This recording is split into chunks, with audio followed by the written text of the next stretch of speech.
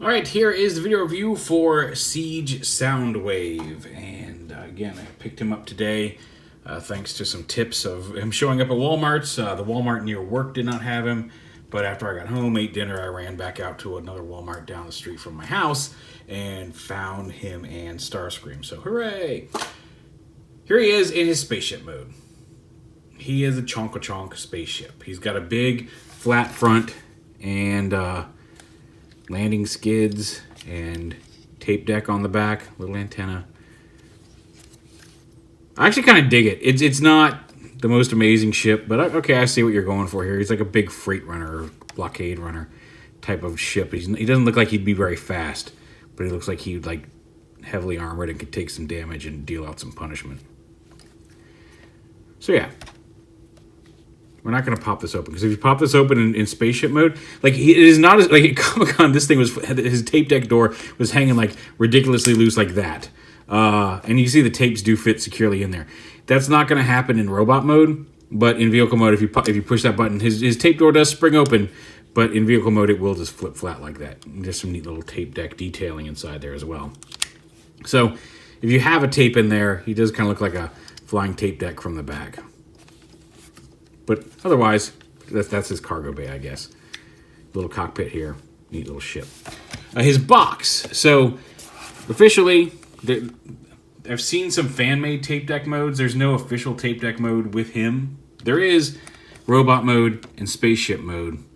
And if you look on the, not the top of the box, if you open up the bottom of the box, down here on the flap, there is a shot of his lamppost mode, which he can get into. They had him in that mode. I think a lot of them were painted black in the display, but they had that on display at Toy Fair.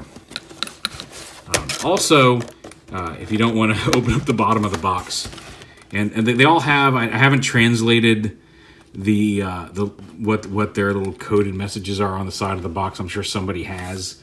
I have not taken the time to do it myself yet. But if you go into blacklight mode, see if we can get all these off and turn on the black light here. It's not working as great as I was hoping, but on the box in the black light, you see that right here is actually not showing up, but on the this is a bad. I was hoping this would show up a little better, but down here on his box, right here, kind of near his robot mode legs, it does actually show his. Maybe that's showing. Maybe hold on. Maybe I can. There we go. Now you can see it. His lamppost mode also shows up here in black light on his box. So that's kind of cool. And there's his little coded message, which again I have not translated. So now we're going to blow out the camera here. Getting all the lights back on. Hey, come on, ladies. There we go. Don't worry. I promise you, we're going to fix this. So I'm just having fun now. It's been a crazy night. So spaceship mode. So again, here's Ravage and tape mode, and again, either one of them can fit in there. We'll show them off both in robot mode. There's really no point in vehicle mode aside from just showing that they fit. But that's about it for his vehicle mode. He does have this little gun here that untabs, and the only point of this, it's not integral to his robot mode. It clearly is not integral to his spaceship mode. It just has a slot that I can tab into up here. It's mostly to give him this doofy long rifle in robot mode. Not this one. It combines with the other weapons, but we'll show that off. These are the joints here. They just kind of friction hold into place, so it is possible. It's easy to knock these down, although if you like them sideways like that, I guess that's not bad. Zoom this down a little bit better. But these are supposed to sit like this. So if you take off that doofy gun, there's the base spaceship mode. Transformation is not super difficult. We'll go ahead and pop these off. One of these will be his shoulder cannon. One of these, you push this little button on the back, and it extends it to be his hand cannon. Let's set those off to the side. These pieces, open these up. Bring the this whole assembly right here. I guess we want to bring the legs out first. Untab the arms from the back, and then you can bring his waist unpegs from under here, untabs, comes around, and tabs in under the body like that. See them coming together. rotate his leg. Oh, actually, before you rotate his legs, open up these panels here. Tap him down on the leg, and then you can rotate his legs to face forward. Like that.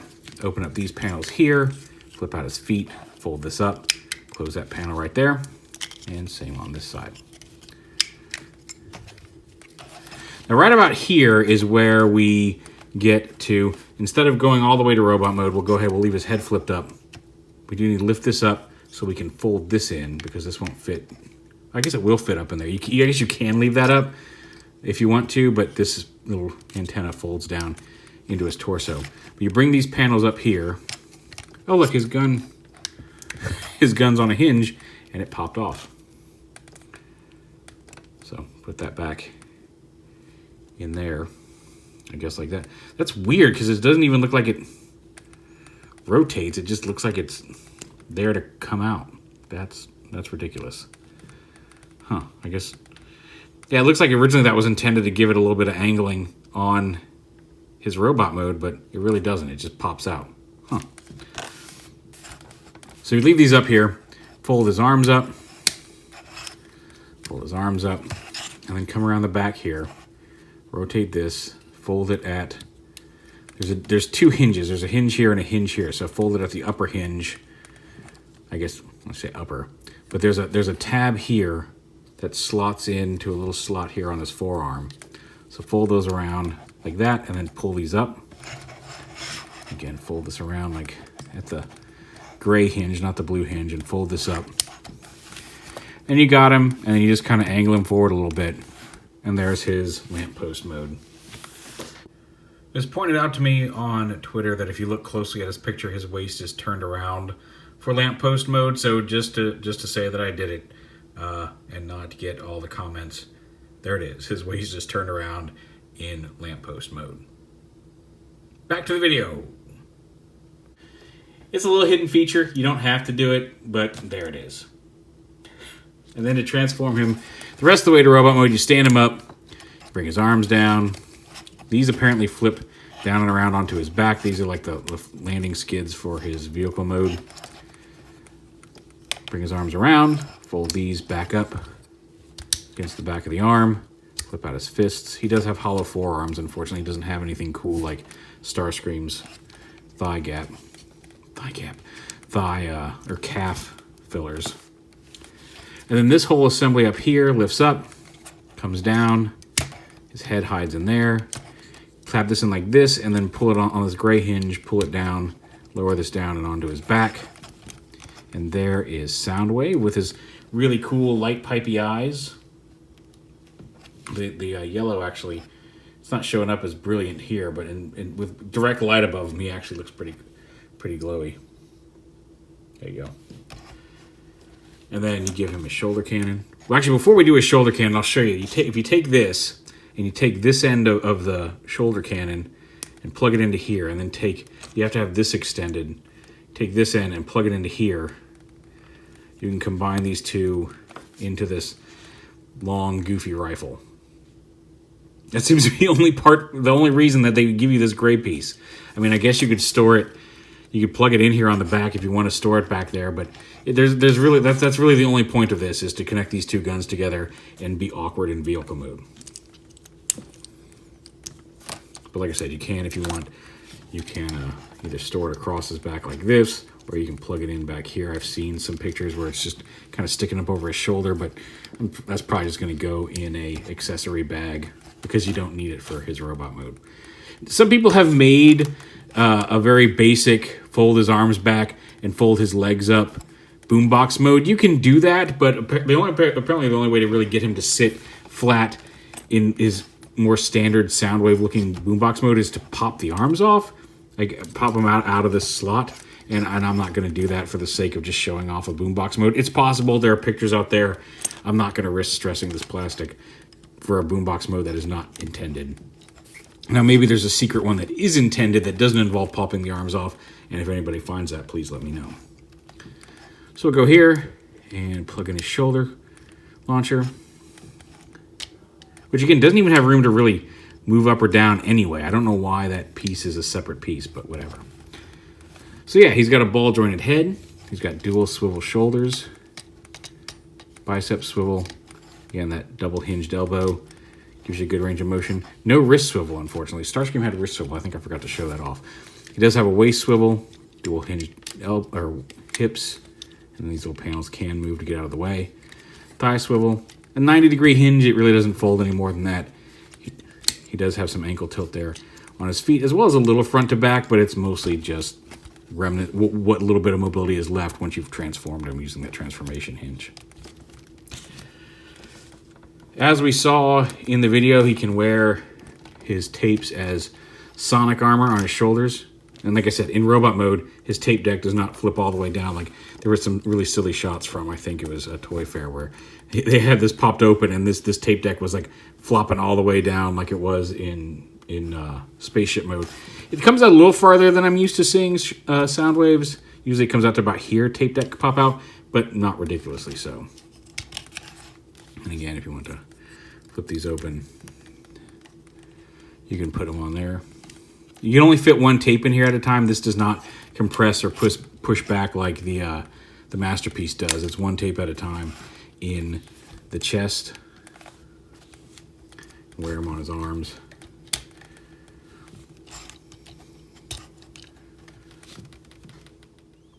Or he can have them stand by his side as little companions.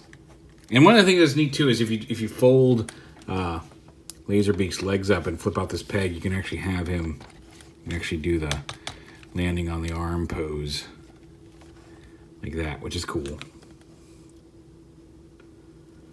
So yeah, there is Soundwave and his buddies. Definitely the better of the two in this wave. Starscream ended up being better than I was worried he was going to be, but still was not super impressive. Soundwave is pretty great. Now, it would be nice if I would really love it if somebody found like a secret non-popping the arms off boombox mode. But for the most part, like his ship is interesting enough that, I mean, okay, it's kind of bleh, but it's definitely something different, and that's kind of cool. He does have the hidden lamppost mode, which is official. It's in it's on the printed on the box and in the blacklight, so it's not like just a fan-made mode. And I guess you could just stick his arms out to the side if you want to do something more G1-ish with him. But a pretty cool figure. And a very nice-looking Soundwave. Again, the battle damage. Like some of the stuff on the body I don't mind, but the shattered-looking chest plate bugs me a little bit. But that one's going to be harder, I think, to clean up. We'll see. Here he is with his fellow...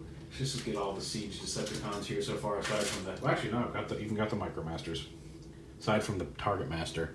So here he is with Starscream and Shockwave and Megatron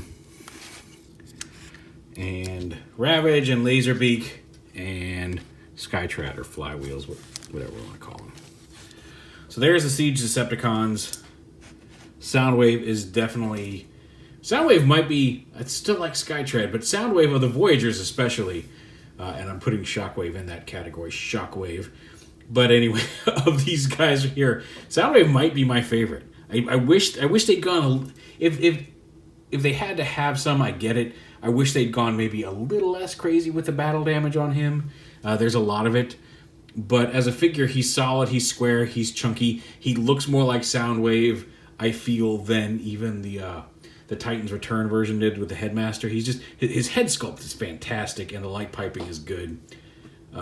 He's one I think you should definitely hunt down if you have the chance, because he's a fantastic little Soundwave figure. If you get the tapes, again, not big on Ravage. I'm growing to like him a little bit more. It is interesting, and somebody pointed out that like for the price, you get two little Transformers that do something cool, and that's fair. That is fair. I still, like I said, I don't love Ravage. I'm digging Laserbeak, especially once I figured out how you can put him on the robot's arms like that. So what will probably happen is Ravage will live in Soundwave's chest. Laserbeak will be displayed there, hanging on his arm like he is right there. So yeah, there's a couple of new Siege Voyagers I was lucky enough to find today at Walmart. Keep your eyes out. Kind of surprised me. I wasn't expecting them this early. But that's probably the coolest one right there. Siege Soundwave. And one last little thing that I did forget to show off. in my excitement, his finger on this hand. This hand is a fist holding his gun.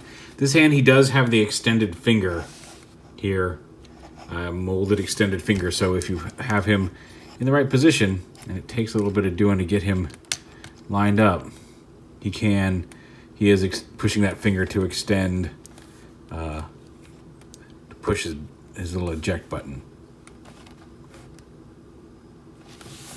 So yeah,